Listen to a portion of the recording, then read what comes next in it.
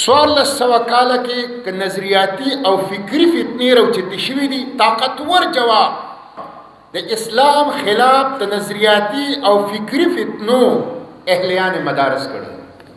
په 1400 کاله کې که عسکري او فوجي فتنې راوچتې شوي دي، د هغې طاقتور جواب اهلیان مدارس کړي.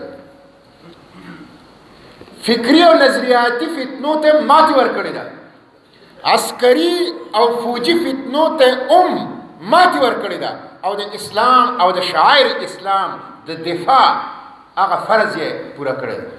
دا تاریخ تر مدرسو دا لرې به نه ځو. دا زمونږ په هندوستان کې تاریخ نگار په دې متفق دي که چېرې اکبر بادشاه کامیاب شوی نن به په بر صغیر پاک و هند کې اسلام نه و. اکبر بادشاه چې په تخت کېناسته نو د اسلام 1000 سال پوره شوي. انپړه سړی و، 50 کاله حکومت کړی دی، ډېر طاقتور بادشاه و. د بنګال نه تر بخارا پورې دا ټوله خوره د هغه په اقتدار کې وه. بنګال نه تر بخارا 1 درجن ملکونه لري پکې اوس. اکبر بادشاه ته یو جادوګر وی په غوږ کې وویل د نبی امی دین 1000 سال پوره شو، لہذا اوس هغه منسوخ کول پکار دی نعوذ بالله، او د بادشاه امی دین چې هغې ته هغه به دیني الهي وي، دیني اکبر به ورته وي، هغه دې اوس د هغې شروعات وشي. او هغه د حکومت په طاقت باندې هغه شروع کړ، یو ملغوبه جوړه کړله، کفر و کفر. هغې ته تاریخ نگار فتنه اکبر وی، لویه فتنه، د اکبر بادشاه فتنه. د هغې په مقابله کې یو کس راپاڅېد، د هغه نوم شیخ احمد سرهندي، او هغه خلک پیژني د تاریخ په صفاتو کې مجدد الفساني.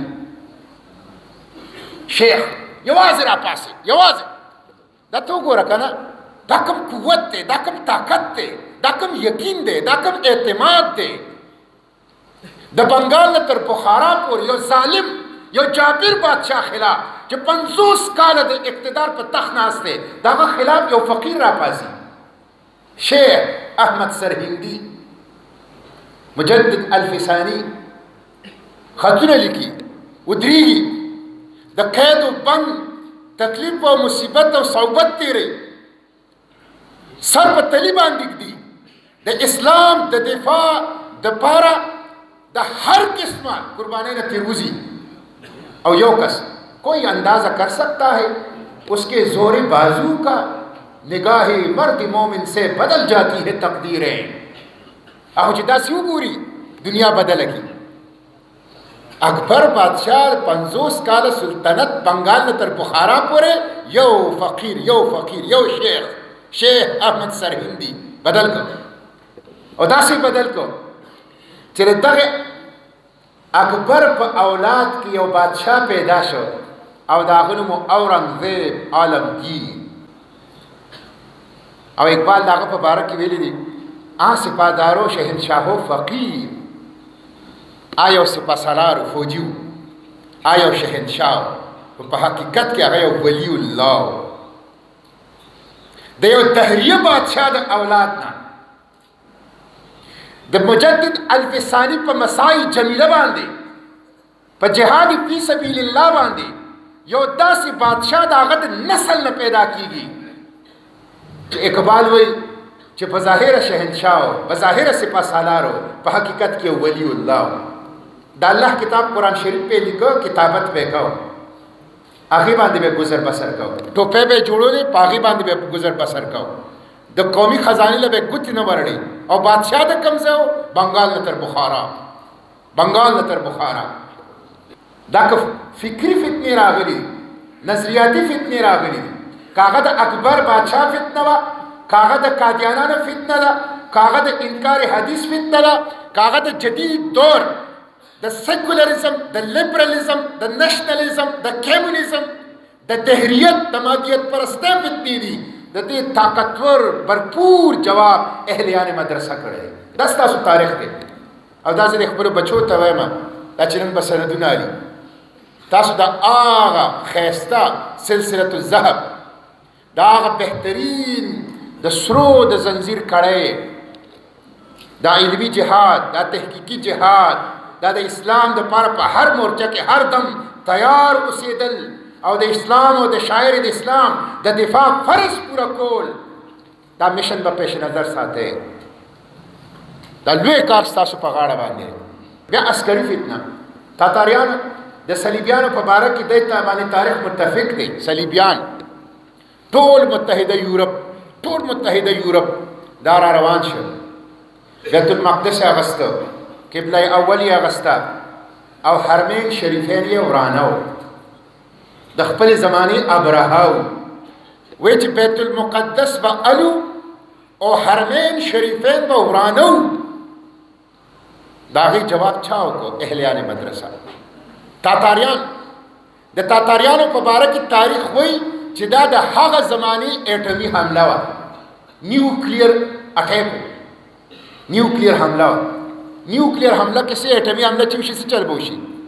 ژوند ختم شي، د ژوند نومي سیسټیا ختم شي، اوبه ختم شي، باغونه ختم شي، فصلونه ختم شي، څاروي ختم شي، مرغۍ ختم شي، انسانان ختم شي، هر یو سیس ختم شي، کورونه، بلډینګونه، آبادۍ، هر څه اوارې شي. دا نیوکلیر اټیک حمله. هغوی به ګټې او لوټې سره دشمني کوله. په قراقرم کې د هغوی مرکزي ښار و، په هغې کې ګټه او لوټه نه وه، ټول په خیمو کې به اوسېدل. ګټه او لوټه به چې لیده به واروله، ایریګیشن چینل به ختمول، نهرونه به ختمول، فصلونه به ختمول، باغونه به ختمول، ښارونه به سوځول، لایبررۍ به سوځولې او هر آبادي به ځمکې سره واروله، د سرونو مینارونه به یې جوړول. تاسو ته پته ده تقریبا 1260 کې د بغداد نه چنګیز خان تیر شوی دی، هلاکو خان تیر شوی دی. 650 سال بعد د بغداد آبادی واپس هغه ځای ته ورسېده چې کله د هلاکو خان د حملې په وخت کې وه. اندازه تاسو ولګوئ دومره لویه تباهي به یې کول. هغې ته څوک ودرېدل؟ علما ورته ودرېدل، اهلیان مدرسه ورته ودرېدل.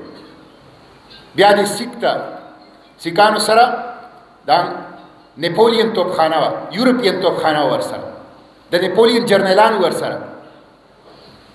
بیا فرنګي ته دې ملکان ته چرچل راغلی او دلته 6 میاشتې جنګ کړی دی. په هغه 6 میاشتو جنګ باندې یو کتاب لیکلی، د هغه کتاب نوم دی د سټوري آف د ملکان فیلډ فورس. دا د هغې کتاب نوم دی.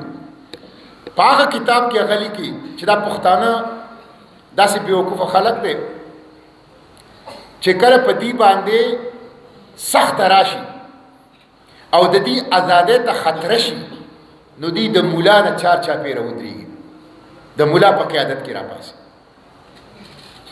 او مولا ته په خپل کتاب کې چې څومره کنزل کېدی شو، بدې ردې ویلی شو، او ورته چرچل ویلي میډ مولا، پاگل مولا، وایلنٹ مولا، متشدد مولا، فیناټک مولا، جنونی مولا.